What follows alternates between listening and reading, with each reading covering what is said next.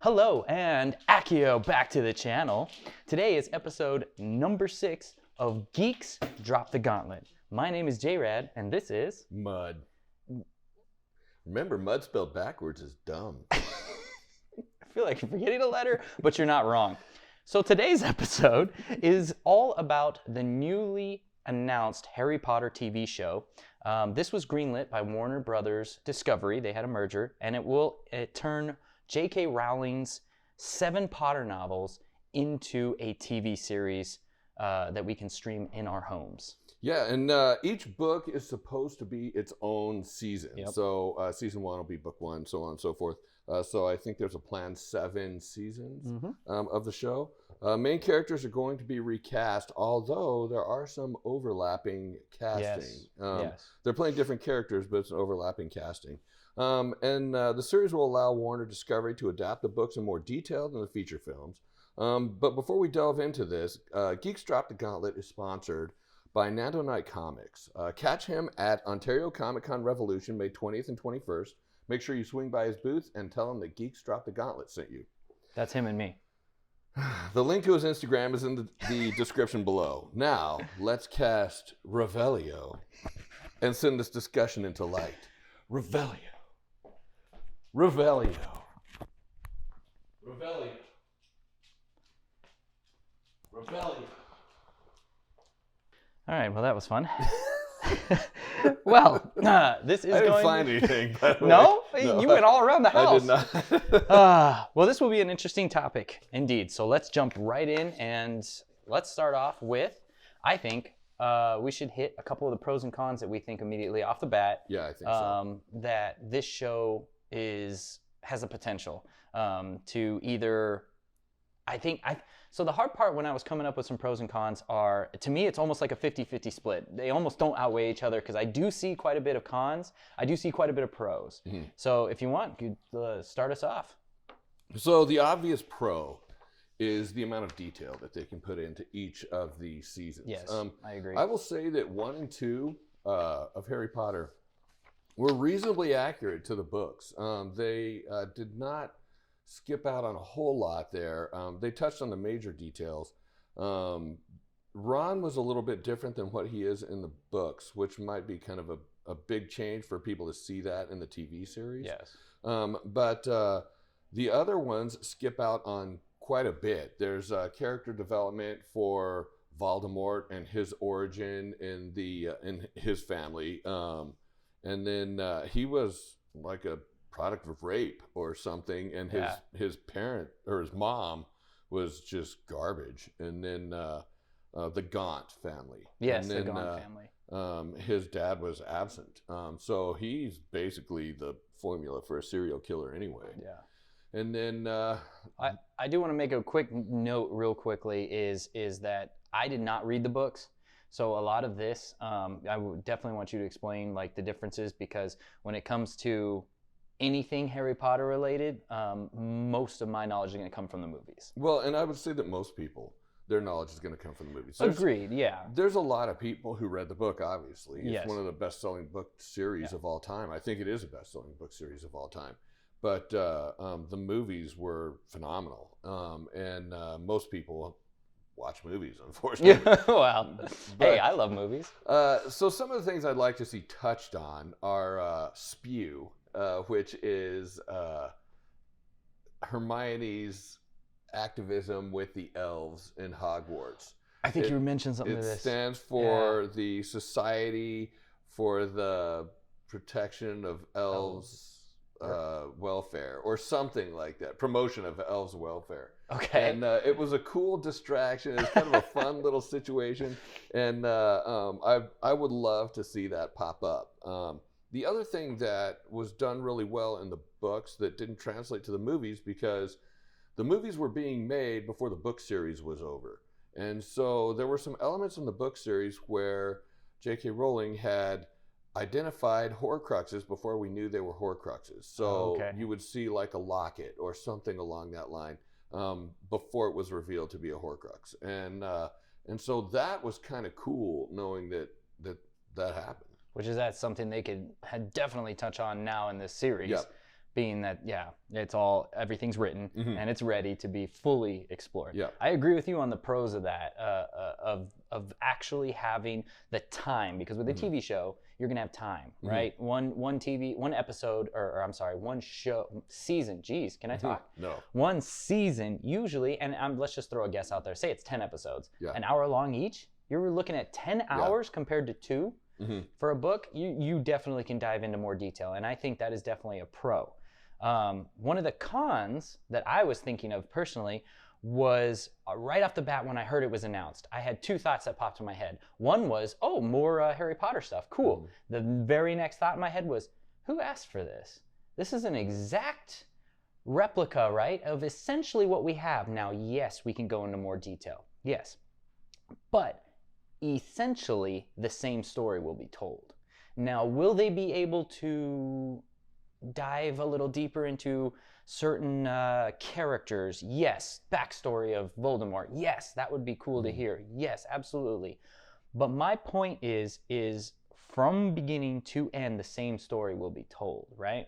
The ending will be the same. The middle will be the same, and the beginning will be the same. Will some characters have more time in the spotlight? Yes. Will they even maybe break off a little from some of the books and create maybe a new path, a new storyline? Maybe. But my thought is we've already got this, essentially. And like you just mentioned a few sentences ago, the movies are widely loved. They're widely regarded or held in high regard. People really like the movies. So that was one of my first reactions, which to me is kind of a con, is like, wait, I didn't hear who really wanted this. And then you actually do a little web research. And I did do a little research on the web. There's a lot of more articles that are like, why this is bad than why this is good. And when you see a little more negativity, to me, my thought was like, okay, other people are having the same thoughts. They are thinking like, wait, I guess it could be cool, but you're retelling the same story. Why can't we have something new? Yeah. And a lot of the problem is that, again, the movies were being made before the book series was done being written. So some of the casting, I feel endeared itself to like the audience. So like Alan Rickman as Snape. He played Snape perfectly. Amazing. Perfectly through the series, and we didn't know what Snape's fate was. Obviously, as soon as we all read the books and we all cried in the books, and again, I'm bringing up crying like fourth episode in a row. Here we go. But we all cried in the books, and then we see it in the movie with Snape, and oh my God, that was impactful. And I feel like because of this reveal and what Snape is, it really takes away from the actors. I'm not going to reveal that yet. Yeah, we will deal with the casting. actor who is playing Snape in the TV series. It kind of hinders his ability to build the character and have that same emotional connection. Yeah. I could see that. I feel like it's possible. He's one of the best actors that I can think of. And if anybody can do it, he can. But, I mean, Alan Rickman was amazing. Oh, yeah. And then losing Alan Rickman made us love Snape even more. Yeah. And so that's a tough thing to contend with. Yeah, I agree. Another part, and I think we should address the big white owl in the room, not this one. Oh, there he is. J.K. Rowling is scrutinized pretty heavily for statements that she's made and things that she believes that she has expressed. And I don't agree with her, but I still would like to be a fan of Harry Potter. Right, and I agree with that, yes. It's not going to hinder my enjoyment of the series separate, like, from all of that, but it is others. Going to hinder for other people. Yes. And I'm concerned about that aspect. Now, if you look at Hogwarts Legacy, there was a lot of thoughts that was going to be affected by statements that she had made, and it sold very well.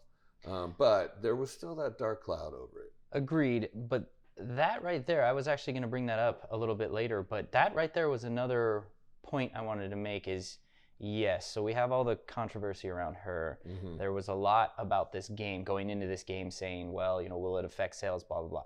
From what I can tell from the research we've done, didn't really affect it. Hogwarts Legacy is a very well-selling game. They are very happy with it. Okay, great.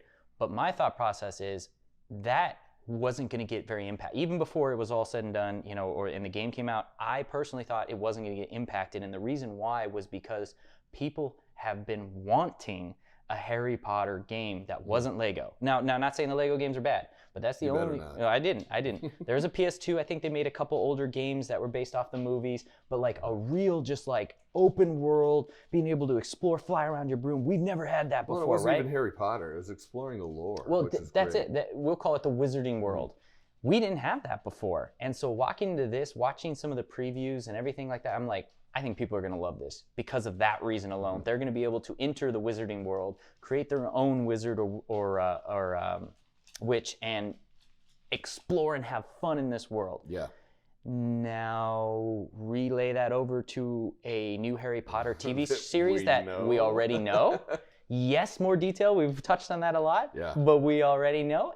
I could see more hindrance there in regards to people not really wanting to watch it. Yeah. And that leads into one of the scare factors for me, and I'll call it a con, is they've already said, from what I've read, and this, anything you read online, take it with a grain of salt, but from what I read online at least, is that they've greenlit the whole show. Not one season, the whole thing. Mm-hmm.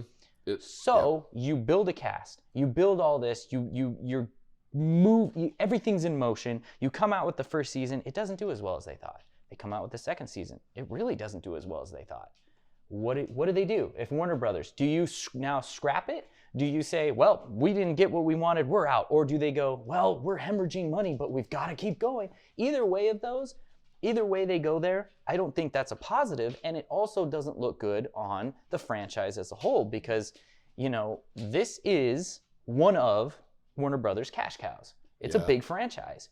Something like this, they are undertaking, this is a massive undertaking. You fail on this level, where does the series recover? How does the franchise recover?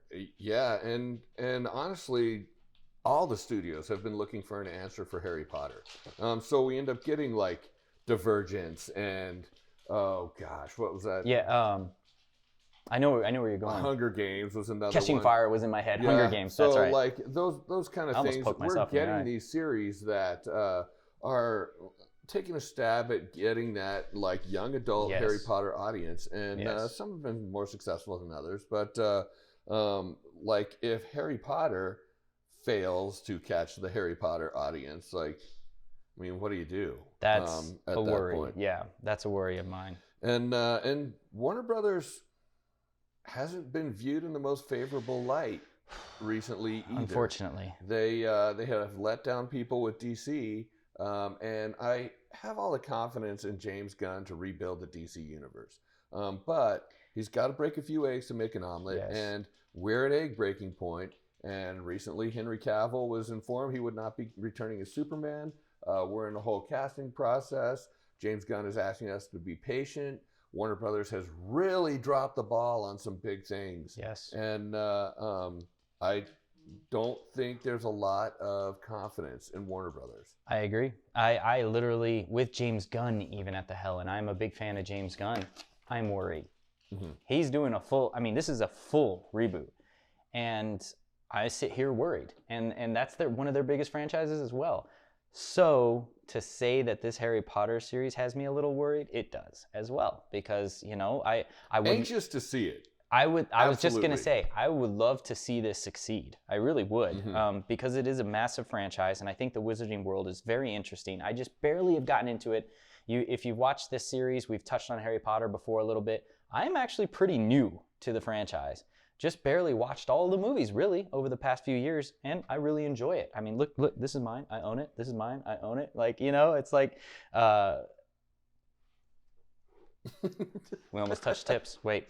But, but the point is I do want to see this succeed just as much as I want to see DC succeed. Expelliarmus! Ah! I caught it with my other hand. Avada Kedavra!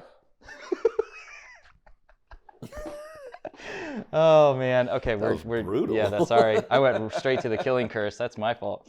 No, but anyways, I want to see this succeed. So again, yeah, I'm a bit worried. So again, is that a pro or a con? I kind of, to me, it's almost leaning towards if it fails, you're screwed. If it succeeds, great, right? Awesome. It keeps going, but I'm worried. I'm sure all of these fears are running through Warner Brothers executives as we speak. Yes.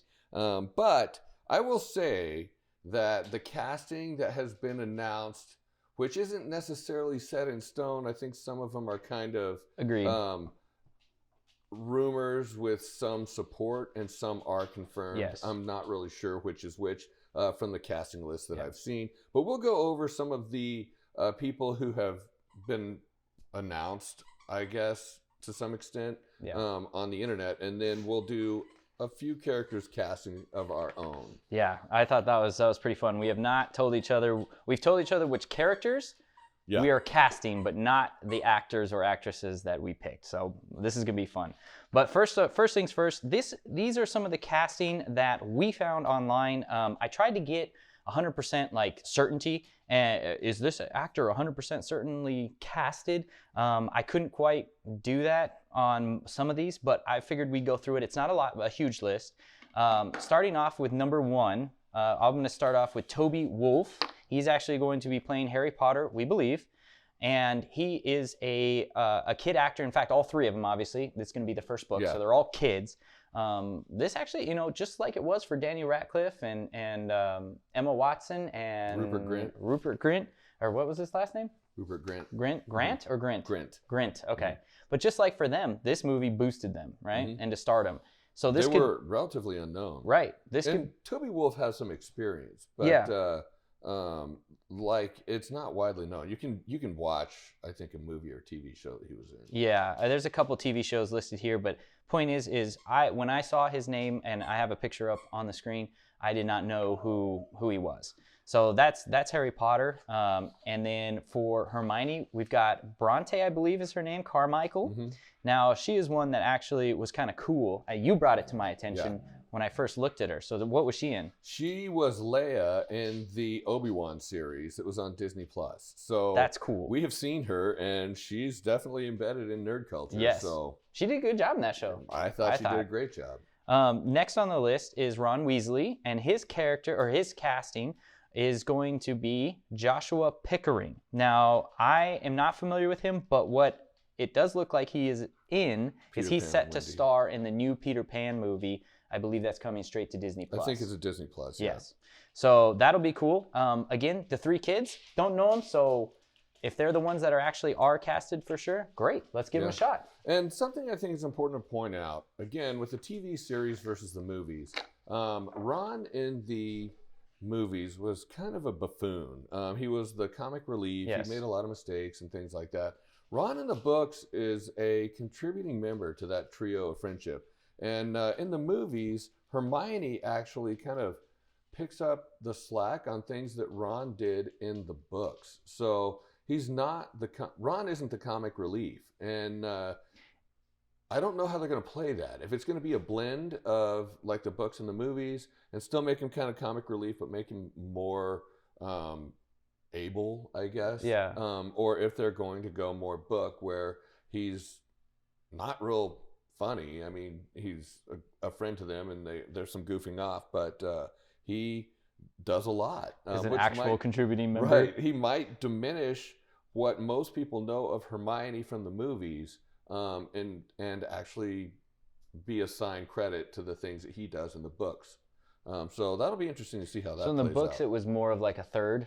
Each one pulled their own weight. Because to me, watching the movies, it was more of Harry doing some stuff, Hermione doing most stuff, Ron being funny. Hermione did everything. Yeah, that's Hermione pretty much what I remember. Everything. And like Hermione in the movies, when you watch that, you're like, why is this girl not a Ravenclaw? Yeah, she was amazing. Because she knew all the spells. Yeah. She was extremely intelligent. She knew everything. And then Ron's breaking his wand over here in the corner. And then Harry vomiting up asking worms. What the hell he's supposed to be doing. So he's off hanging out with Dumbledore all the time. And you're like, what has happened? Yeah. Like, the only person who knows what they're doing is Hermione. Most people will probably be a little shocked by the reduction of Hermione's accomplishments in the book or the TV series versus the movie. Yeah. So this is the one that I really like. Hit me with it.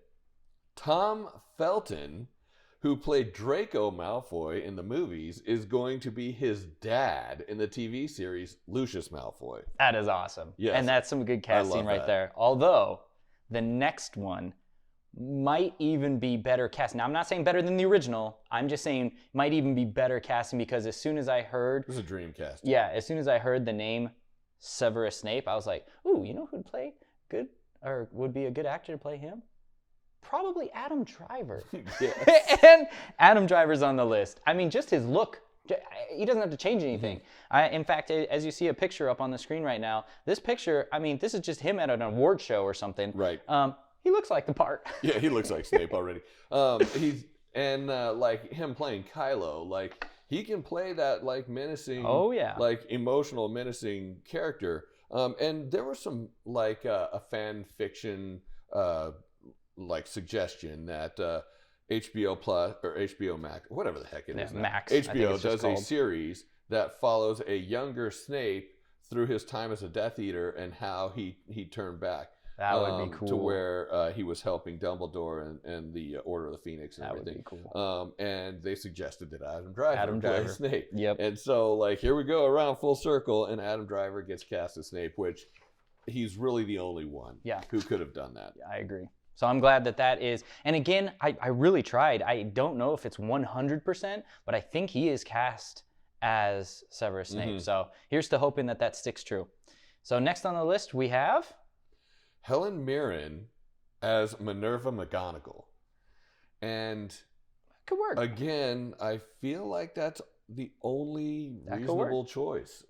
She's a hell of an actress. Yes, she is. And she's got some big shoes to fill. And so I think that she's really the only person that could have been pulled in to play that role. That one thing that I thought that was surprising to me, at least, and maybe it's not surprising given that it is one of the biggest franchises out there, is even just going through the small list, besides the kids, because they're new, brand new, they're young, there's some big names on this list. Helen Mirren, Adam Driver, and even like Lucius being the, I forgot his name already, Tom Felton. Like, it's pretty big, right? Next on the list, and the final one that we have, again, not 100% cast, I believe, but it says that there was a viral TikTok video that revealed this guy was in line to take over as Albus Dumbledore, and that is Blair Underwood. So again, here's a picture of him up on screen here. And you know what? At first, I was like, wait, who is that? I had to look it up. You know what, though? After looking through a bunch of his pictures, I was like, I could see that. Yeah. I could see that. So I think so far, what did we do? 6, 10? Somewhere in there. 7. 9, 7? I think that these are good choices, and if they stick with them, great. But these are ones that we found on the web. Right now, there are a multitude of characters not been cast, so we thought we would take a couple of the more well-known characters that have not been cast yet and do a little bit of our own casting. So, all right. So I want to say something before we go too far. Okay, all right. Blair Underwood is perfect casting. He has that kind of reserved and intelligent, calm demeanor about it. Calm, I say calm because I do not want to see him like whip out the bully whip and beat the snot out of Harry Potter for putting his name in the Goblet of Fire, because that's not what he did in the book.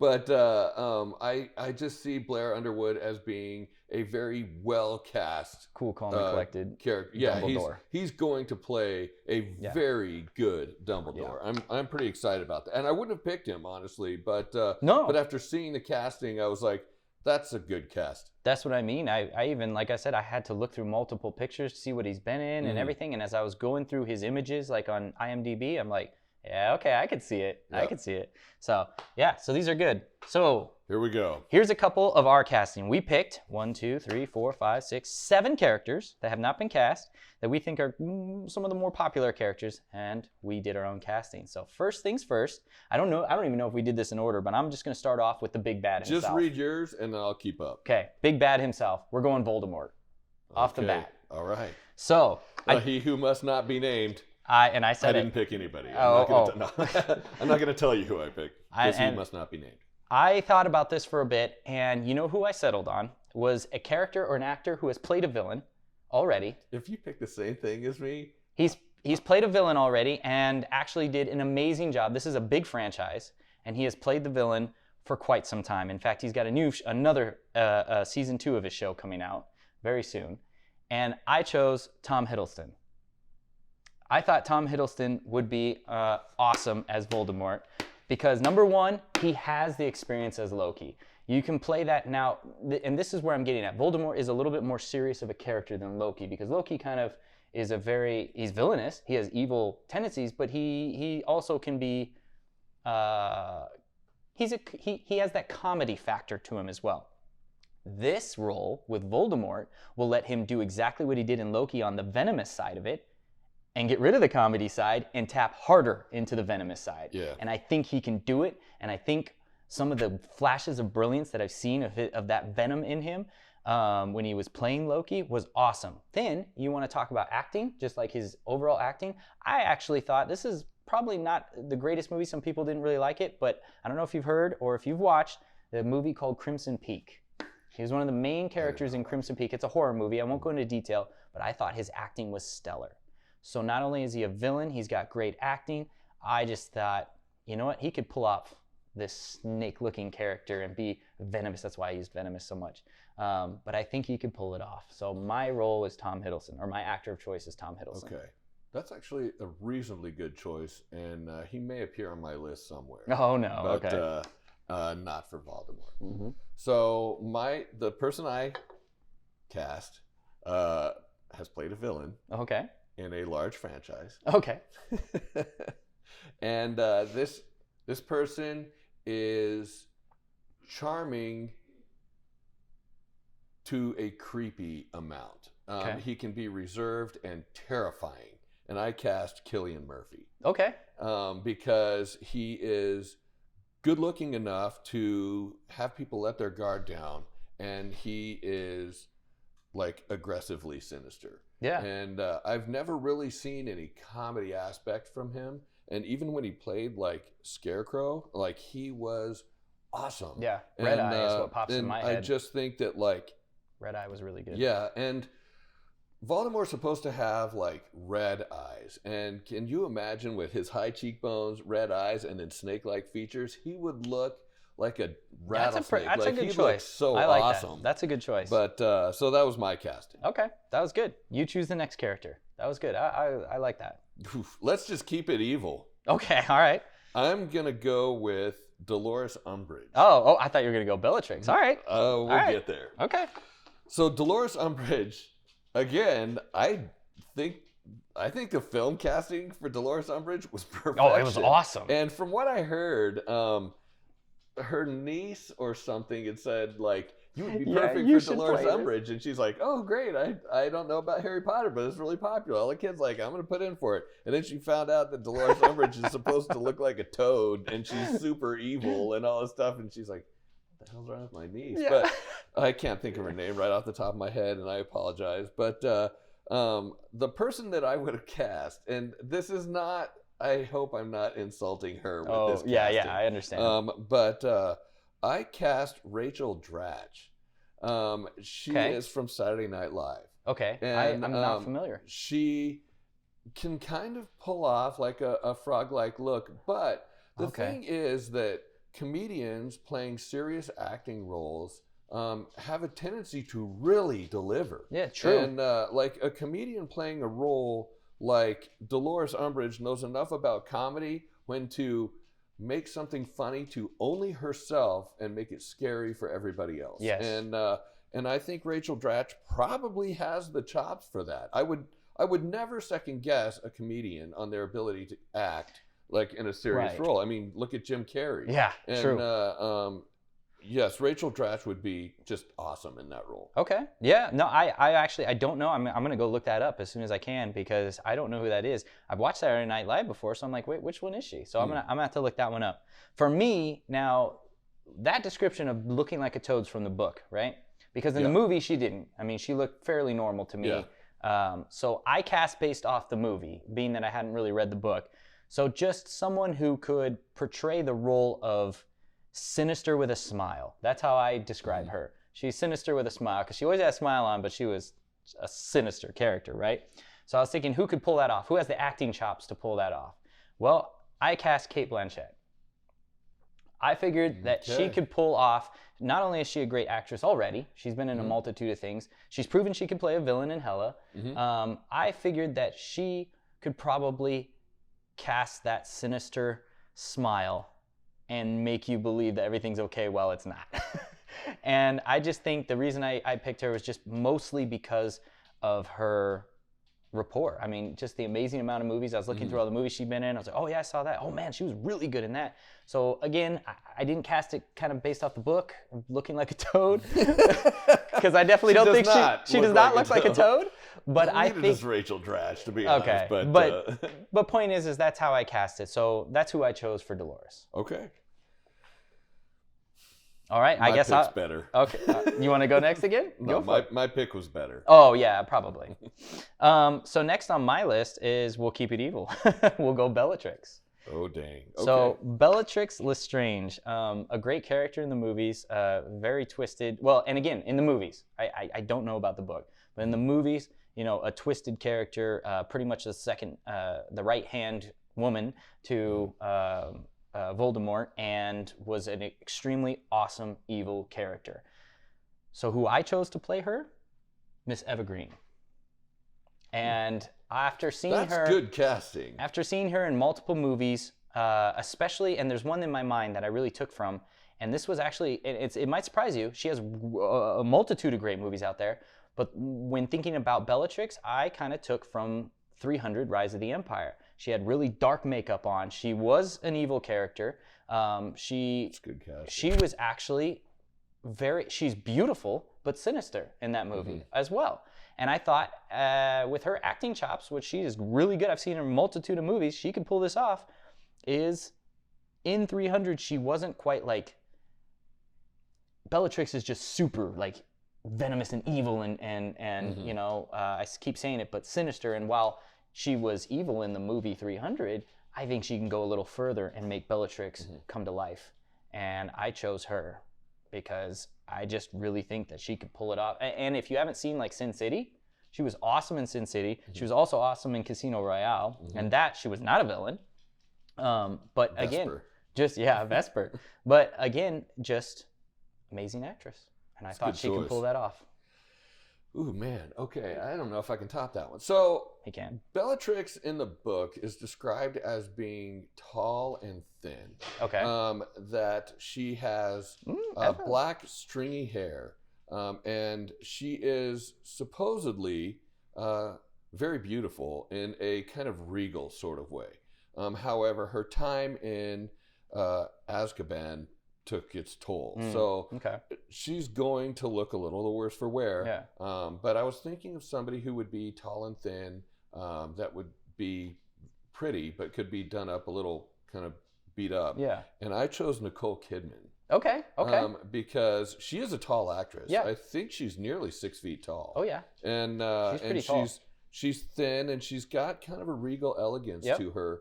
And I do think that she could play kind of an over-the-top evil. And it's really hard to follow up with Bellatrix after Helena Bonham Carter, because she just did an amazing job. But I tried to pick somebody, since the Black family all kind of look similar. I tried to pick somebody that would be similar to who I cast as Sirius Black as well. I see. Okay. So I picked Nicole Kidman to play that role. Okay. Yeah, I see it. I can see that. Yeah, my choice is definitely a lot better, but good try, though. That was a good try. You know what's funny, though? Now that you say that, I didn't think about that, but now that you say that, my Sirius Black, I feel like is pretty close to Eva Green as well. Sort of similar. Mine's close to mine maybe as not. well. I don't know. But go ahead. Your next one, then. Let's just do Sirius All right, Black. Sirius Black it's it is. on the table. Let's do it. Let's hear it. All right, so I went with somebody who is, again, Sirius Black is described in the book as being tall and thin, with long black hair, and good looking in a regal sort of way. Yeah. I picked Tom Hiddleston. Oh, okay. Yeah, all right. Because I think he just hits on all those. Yeah. And to have him as Harry's ally with like the ease in his voice and everything, and he's an English actor, and so like I just think he's a perfect fit. That's a great choice, Sirius for Sirius. That is a great choice. My Sirius was actually Ben Barnes. Ooh, God, that's a good Ben casting, Barnes is too. from, if you don't know who that is, he's from Westworld. He's from Shadow and Bone. He's the villain in Shadow and Bone. And then he also plays in, the villain in Punisher. He's Jigsaw.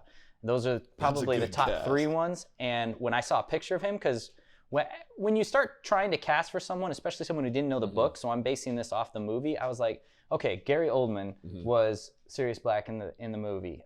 Okay, but I want to, if I'm casting a younger version, like who do I go through? So I just started going through well-known TV shows with a bunch of actors in it and scroll through the pictures. And when I saw Ben Barnes, I was like, okay, That's a good cast. I think you look pretty good for Sirius Black. So anyways, him and I thought Eva Green then, they could make a pretty good, anyways, so I chose Ben Barnes. I thought that was a good look, so. Yeah, it's a good call. All right, well, if you stick with Sirius Black, let's change it up. All right. So I'm going to It's move time to on. hit the good guys. Here is a character that I had 2 actors chosen for, and I could not pick between them. This is for Remus Lupin. Yep. Okay. First thing that popped in my head, Dan Stevens. That's not a bad choice. I was like, okay, Dan Stevens, I actually really like him. I think he's a really good actor. Probably lesser known maybe for this, but he was phenomenal in the show Legion. I won't go into detail. If you know it, you know it. It's awesome. It's based off of comics, but I thought he did an amazing job with a guy with multiple personalities. And multiple personalities hold a real high, how do you want to call it? I hold that in a high regard as an actor because that takes some serious skill. Yeah, it does. And he pulled it off. Then looks-wise, I thought he's dashing. He could, play that good-looking person who transforms into a werewolf. But then someone else popped in my head. I was like, oh, damn it. I really didn't know what I wanted. My other pick was the Purple Man, David Tennant. I thought he could also play a good Lupin. And he was also in the original He was also in the original Harry Potter as a baddie. But I thought he could play a goodie in this one. He's got the acting skills. And he's in English already. Dan Stevens would have to fake it, being an American actor. Dan Stevens is British. I thought he was an American actor. No, he's British. Is he really? Yeah. Okay, because I remember that episode where he was interviewing on the British he show. just has a good American accent, but he's British. Oh, okay. I'm about to look that up because I don't trust you. So anyways, so those are the 2 that I could not choose between. Pick one, you know what I mean? I was back and forth. So that's, unfortunately, I'm gonna choose both. So. We can have both of them play? Yeah, I'm going to split them right down the middle because I'm crazy. Like twins? I'm crazy. For kids? Yeah. To switch them out, they're like, wait, what? Right? Okay, so again, I'm leaning on book descriptions. Okay, yep. Remus Lupin is tall. He's like 6'2". He has long, kind of blondish brown hair. Okay. He is youthful in appearance for being in his 30s, but he also looks like he's been through some stuff. He has some scarring and things like that, and he's very thin, always tired, kind of thing.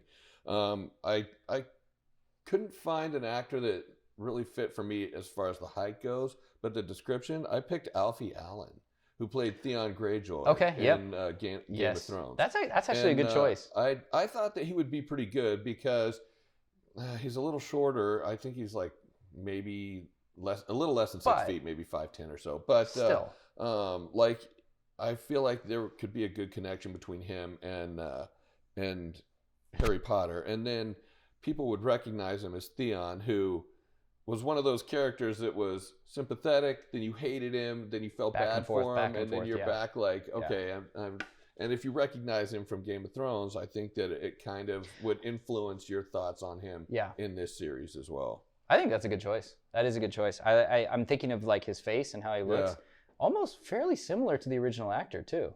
A little bit. But all right, that was good.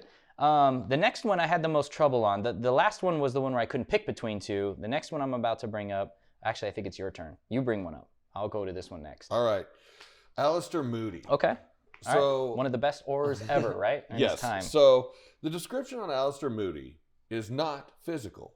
Well, aside from his physical abnormalities, but he is described as having a gruff voice, and he has a wooden leg and a fake eye, and he is the best auror that the Ministry of Magic has seen in decades.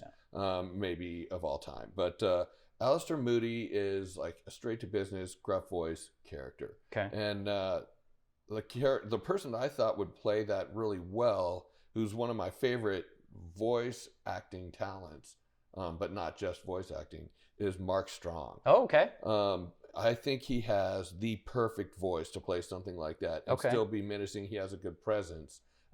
They'd have to probably doll him up and give him a wig because he's part of the bald club like me, and it's a good haircut. But I picked Mark Strong for that one. Okay, that's good. You did actually mention to me in this one, or specifically just Moody, of kind of what he looked like in the book, or his description in the book. So the only thing I took from that was kind of just a strong, grizzly voice. Other than that, I kind of went my own way. In the movie, it was great. The movie was great. They cast, I don't know his name, but they cast him great. Everything was fine. I decided to maybe go a little bit, when I hear the best Auror ever, who is essentially, a wizard policeman, but top of the line, right? And he's the best ever. So I wanted someone who was older, but obviously still had it. Yeah, he's got a wooden leg. Yeah, he's got a fake eye, but he's still got it, man. You're the best, which means even when you retire, you're like the semi-best. You're still up there. So who I went with is Mr. Sean Bean.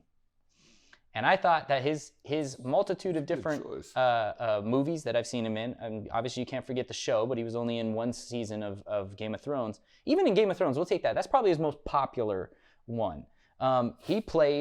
He just cast him as that because, Mad Eye Moody gets killed. That's messed up. No. He would probably take the role though because of that. Let's be honest. Because of that. He's like, just kill me off in the first season. I know what I'm doing. No, but I just thought the way he looks, he's still, he's older, and even like we'll take Game of Thrones. I just thought, yeah, he's older, but he still's fit. He's still like, even with a wooden leg, I could still see him running after someone and casting a spell and destroying them. You know what I mean? And so I just thought to go with a little bit more of a almost comic booky. Like when you think of a comic book hero, the best of the best, you think of someone who's like this, right? So that's why I went with Sean Bean. It's a good choice. It just makes me think of his death scene in Lord of the Rings, Fellowship, and man, to have Mad Eye Moody taking a hit like that, ooh, that'd be cool. He was also actually, if you haven't seen it, one of my favorite well, we can't call it really historical, but Troy. He was in Troy, and I thought he actually did a really good job as a kind of a sub character. But he's just a great actor too. So last but not least, we have one left. Yep. This one hurt because I couldn't figure it out. This one took me the longest. I've got the perfect casting. So this is for Hagrid. Now remember what you said earlier about comedians or actors that play a comic role that might be able to play a serious role. And Hagrid, I wouldn't say is like the most serious character in the movies, but he's more serious than a comedian, I guess, or a comic, he doesn't have a comic role. But who I chose was Nick Frost. He is the actor that is probably known best for working with Simon Pegg in like Hot Fuzz, Shaun of the Dead. But if you look, those are older. If you look at some of his more recent pictures, he's older, he's got a gray beard, he's bigger, he's heavier set. But I just thought, you know what? I actually really liked him in all those movies. I thought he acted well. He was more of a comic, but I think he could play the role of Hagrid. And he looked it. When I saw his picture, I was like, ooh, put a little, makeup and all that on him. I think he could play Hagrid. So that's who I chose. Yeah. So, man, I love Paul. That movie, Paul. Yeah, and he's like in the Paul. sound effect he makes for the UFO flying away at the black box. I could just watch that on a loop. That movie is awesome. But yeah, he's just a good actor. That's a good choice, actually. I like that choice. Thank you. So I picked somebody who probably isn't going to need any makeup at all. I picked Hodor. Oh, Christian good. Nairn. Okay, yeah, I can see that. I don't think he's probably gonna have to wear more clothes than he wore in at least a couple episodes of Game of Thrones. But he is big. Like, yes. I think there was something that said that he is the same height as the Mountain, the guy who plays the Mountain. And Thor Bjornsson or something. 7'4" or something like that. He's massive. So he's not going to need a lot of special effects to make him any bigger. That's true. And he's already got that kind of lovable, kind of bear quality to him from Hodor, and it's going to make people cry to just see him back on the screen. But then to have him as Hagrid, and losing that actor in the last year was pretty rough too. So Yeah, That's a good choice. I think we both have some pretty good I- choices. They're yeah. going to need to review what we Absolutely. What we, Although, let me cast see. today. 1, 2, 7. 3, 4 out of 7. I win.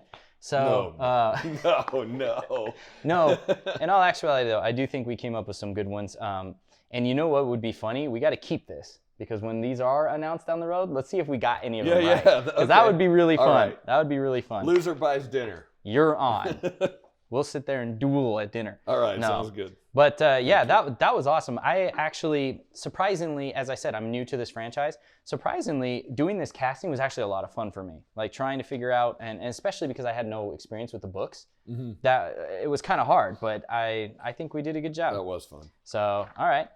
Well, I think that was actually a very interesting topic, and I'm glad we touched on it because this is something that since it was announced, I was like, oh, maybe we should do something. I think it was a couple weeks ago that it was announced. So I am very curious to see how it turns out. But overall, I do wish it success. And when it hits the TV screen, I'm going to be watching.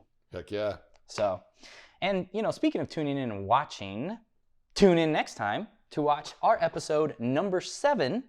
And we will have something brand spanking new that we will be doing. That's right. It's going to be a knockdown, drag-out fight between his 5 best Marvel street-level characters versus my 5 best DC street-level characters. It's going to be no holds barred.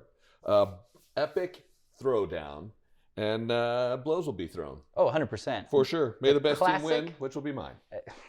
Hold your Bat family back, all right? We know who you're going to choose. I've got some kryptonite for them. No, but honestly, I think that's going to be fun. It's going to be the classic Marvel versus DC. So we're going to see who's going to win and who's going to jump in the pool. Really?